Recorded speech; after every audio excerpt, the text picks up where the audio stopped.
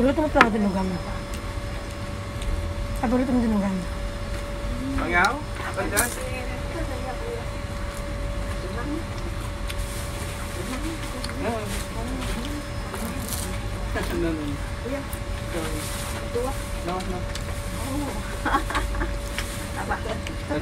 Take a bite?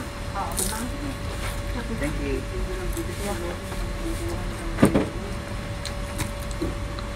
Ano yun?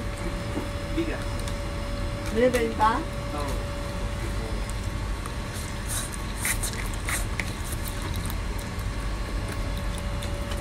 Basta na lang sasalpak niya. Merong ano ngayon? Baptism. Ano yan? Oo. Hindi mo punta kayo ng multo. Sa Taiwan. Saan yun? Sa Anyok. Secondary school. Hindi sa amin pumunta shopping. Taiwan. Basta. Hindi, I mean, saan yung daan? Saan ang daan nun? Blue Lake? Nababa kami ng ano, ng Hongham Station. Ako. Diretso na yun, pa Taiwan. Yun sa ano na yun? Sa brown rain? Ano yung dagat? Hindi, Swimming pool? stage siya, stage. Duruin mo mamangha ka.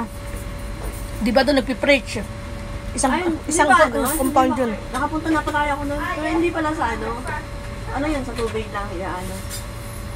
Kung babaptism kayo, hindi na dagat. Ay, hindi. Baka swimming pool. Hindi siya, oo, di ba, under the ano, di ba yung stage? Yung stage, bubuksan mo lang siya. Doon sa ilalim nun, meron na siyang parang swimming pool na maliit. Parang bathtub?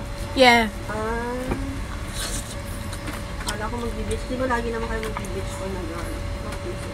Ano yun, pag hindi ginagamit, din drain yung tubig, no? Tapos pag gagamitin, lalagyan ng tubig. Tapos hindi ba eh? Nagulat nga kami nun eh. Madami ba? Madami ba magbabaptize? Apat yung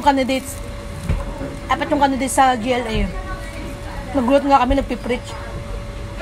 Sabi namin, saan ba baptisin? Saan ba? Wala namang ano dito.